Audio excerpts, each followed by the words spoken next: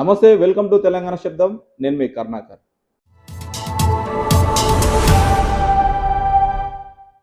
నిజంగా ఈరోజు స్థానిక సంస్థల ఎలక్షన్స్ చాలా జోరుగా నడుస్తూ ఉన్నాయి.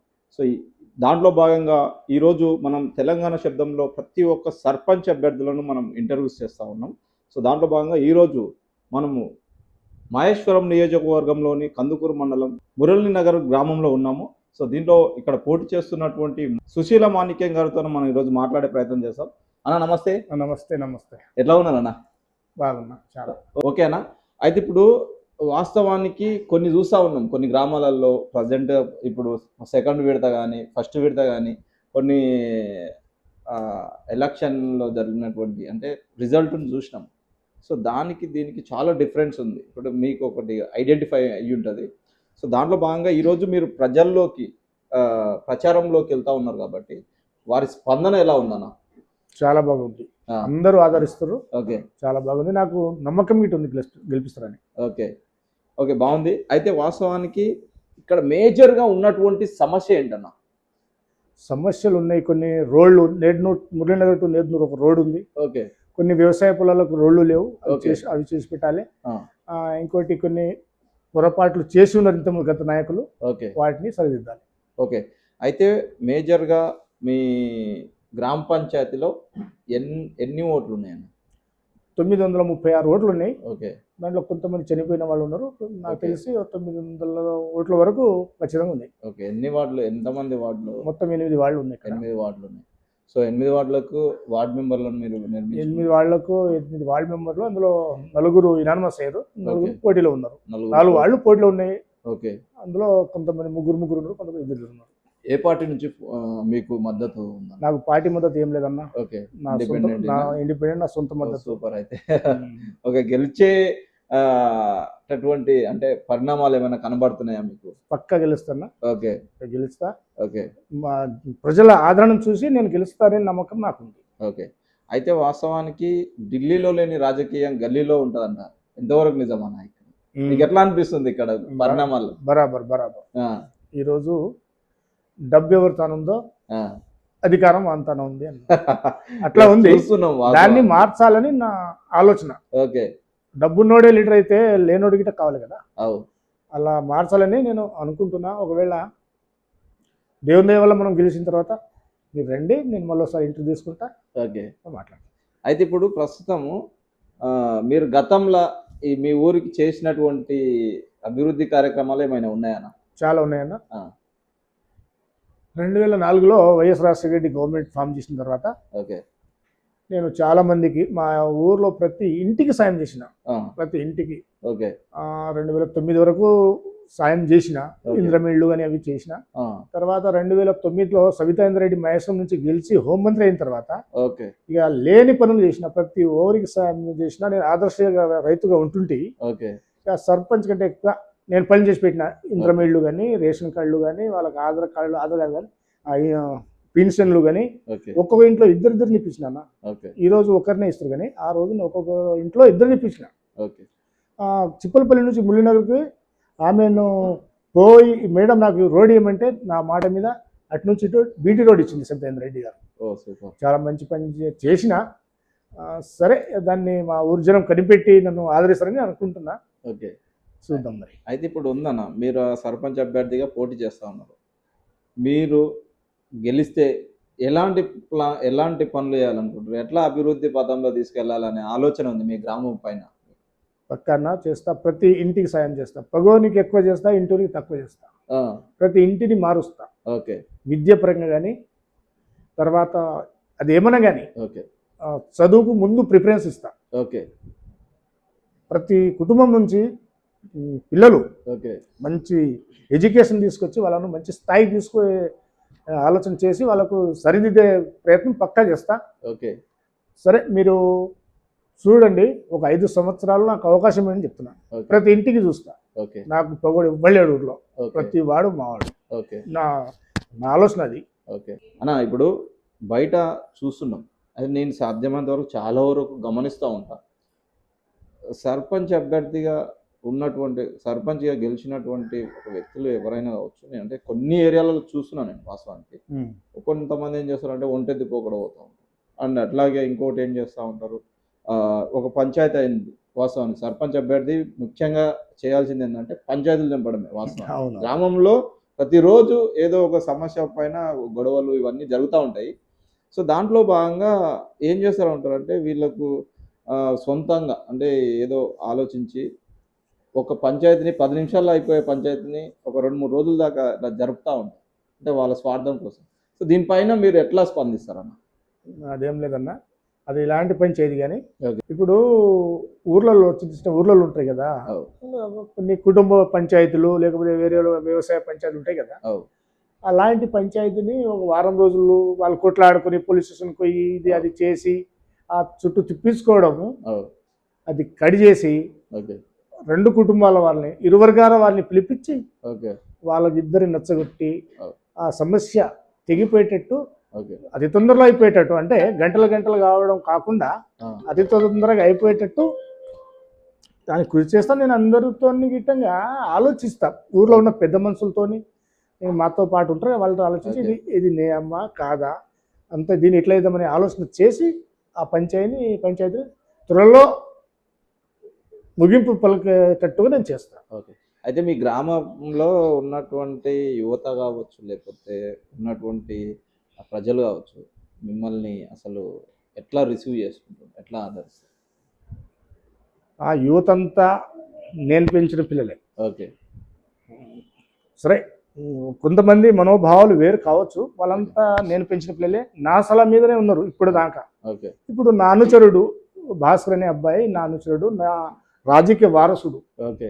అతను సర్పంచ్గా ఉన్నాడు. ఓకే. బావా నా గీటంగా నేను సర్పంచ్ అవుతానంటే సరే మంచిది అన్న. నాకు 3 పిల్లలు ఉండి నాకు అవకాశం లేకుండే, ఇప్పుడు సరే అవకాశం వచ్చింది కాబట్టి భాస్కర్ నేను ఒకసారి అవకాశం నాకు వయసు ఇవ్వబడిపోతుంది కదా, నీకు నేను లైవ్ చూపిస్తాను.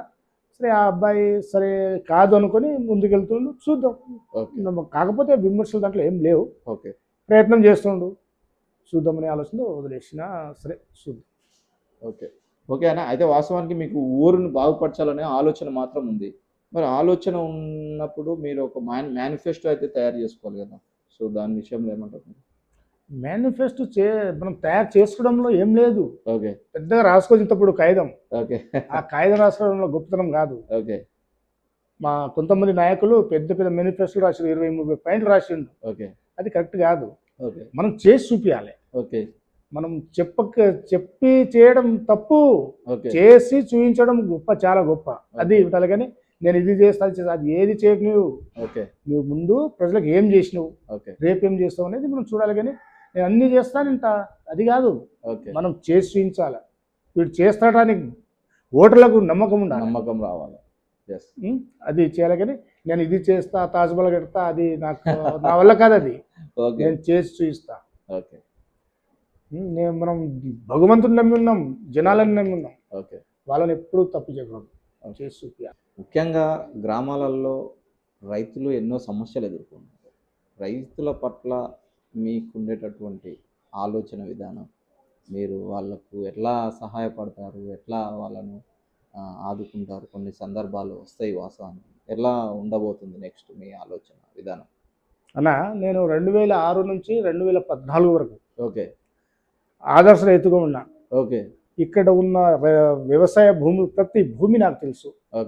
ఆ భూమికి దారులు ఉన్నాయా లేవా, వాళ్ళకు డ్రిప్స్ కావాలా, స్ప్రింక్లర్లు కావాలా, యూరియా కావాలా, డిఏపి కావాలా, సరే వాళ్ళకు కొన్ని నెంబర్లు కొన్ని తేడా ఉన్నాయి, వాటిని సరిదిద్దే ప్రయత్నం చేస్తా. కంపల్సరీ వాళ్ళకు నేను రైతులతోనే అందుబాటు ఉండాలి. నేను లీడర్ని తెల్లబట్టలు వేసుకొని ఇక్కడ ఢిల్లీకోను నగర్లోనే ఉంటా, ఆ రైతులకు అండదండగా ఉంటా. వాళ్ళకు లేని సమస్య, వాళ్ళకున్న సమస్యను ఇమీడియట్లీ నేను క్లియర్ చేస్తాను. నాకు రైతుల గురించి బాగా తెలుసు. నేను రైతు పక్షపాతిని, నేను ఇటు రైతునే, నేను చేస్తా. వాళ్ళకు మంచిగా వాళ్ళను ఏది తక్కువ కూడా నేను చూస్తా, అది నా ప్రయత్నం. అయితే ఇప్పుడు నిన్న మొన్న రైతులకు కొన్ని సమస్యలు వచ్చినాయి. ఇప్పుడు కొంతమందికి వర్షాకాలంలో నిన్న మొన్న కంటిన్యూ వర్షాలు పడడంతో ఇట్లా పత్తి కానీ లేకపోతే కొన్ని పంటలు ఖరాబ్ అయ్యే సిచ్యువేషన్ ఉంది. ఇప్పుడు అంటే ఎల్డింగ్. తీసిన తర్వాత కూడా కొన్ని ఎక్కడ పెట్టాలనేది కూడా అవునవును, ఆ అవును. టైప్ ప్రాబ్లమ్స్ వచ్చినప్పుడు వాటిని ఎట్లా ఎదుర్కోపోతారు. ఇంకోటి మొన్న రీసెంట్గా చూస్తే యూరియా కొరత కూడా వచ్చింది కదా. సో దాంట్లో పర్పస్లో మీరు వాళ్ళకి ఏమైనా హెల్ప్ చేసేటటువంటి ఆలోచన ఏమైనా ఉందా? పక్క చేస్తున్నా.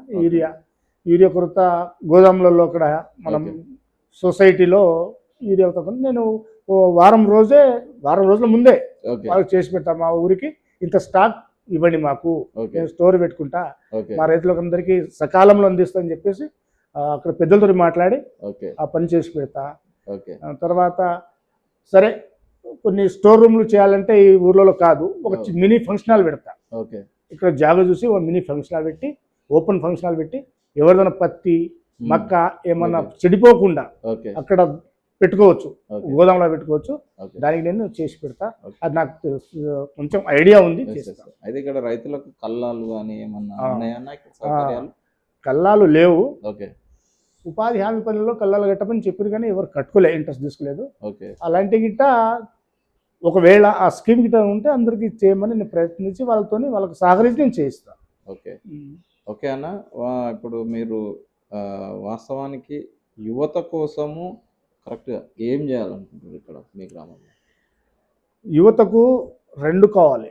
Okay. ఒకటి ఏం కావాలి, ఒకటి విద్య కావాలి, ఓకే దాంతోపాటు ఆటలు ఓకే అంటే క్రీడ, ఎస్ వాలీబాల్ కావచ్చు, క్రికెట్ కావచ్చు, ఏదైనా ఉంటాయి కదా, అలాంటివి నేను వాళ్ళకు చదువుతో పాటు వాటి గిట్టంగా ప్రయత్నం చేస్తా. ఓకే ప్లే గ్రౌండ్ తయారు చేస్తా, ఓకే క్రికెట్ కోసము, వాలీబాల్ కోసము. వాళ్ళకు ఆ చదువుతో పాటు గిట్టంగా ఈ యాక్టివిటీస్ ఉండాలి ఓకే ఆటలలో. దానికి నేను చేసి పెడతా. నేను అట్లాంటిది ఏం కాదు. ఓకే సరే అది ఏ పోరాటం చేస్తా, ఎంతవరకు పోతే అంతవరకు పోతా, కానీ జాగ చేసి వాళ్ళకి ఆ పని చేసి పెడతా. పిల్లలు నాకు చాలా ఇష్టం, చదువు అంటే చాలా ఇష్టం. Yes yes. మీ గ్రామంలో అందరికీ పింఛన్స్ కానీ లేకపోతే ఇండ్లు ఇప్పుడు ఇందిరమ్మ ఇండ్లు వస్తున్నాయి కదా, కాంగ్రెస్ పార్టీ. సో ఇవన్నీ కూడా సకాలంలో అందరికీ అందుతున్నాయన్న? ఇప్పుడు ఏమన్నా సమస్యలు ఉన్నాయా దీంట్లో? సమస్యలు ఉన్నాయి. కొంతమందికి ఇప్పుడు దాకా రేషన్ కార్డులు రాలే. అవు కొంతమందికి ఇప్పుడు ఇంద్రమైండ్లు మొన్న 25 ఇండ్లు వచ్చింది అనుకుంటా. కొంతమంది కట్టుకుంటారు, కొంతమంది కట్టుకుంటలేరు, ఆర్థికంగా కొంచెం బలంగా లేక. ఓకే కొంతమందికి ఉన్నగానే రాసుకురు. అది చూద్దాము, చూసి వాళ్ళని సెట్ చేయాలి మనం. ఓకే ఎవరు అమాయకుడు, గరీబ్ వాళ్ళు, ఓ గరీబ్ ఉంటారు కదా, వాళ్ళకి చేయాలి. వాళ్ళకి మనం ధర్మం, వాళ్ళతో ఓట్లు వేసుకొని మనం పెద్దగా కావడం కాదు, వాళ్ళకు రుణపడాలి మనం. అట్లే కానీ వాళ్ళు ఓటు వేసారు కదా, నేను వారం రోజులు తిప్పలబడి రాత్రి వాళ్ళు మందు పోసిన, డబ్బులు ఇచ్చిన, కోట్లు వేసిన అనేది కాదు. మనకు ఓటు వేస్తుందంటే వానికి ఇల్లు కట్టి, వానికి గట్టిగా మనలాంటి ఇల్లు వానికి కట్టేటట్టు, మనలాగే అందరూ బతికేటట్టు చూడాలి.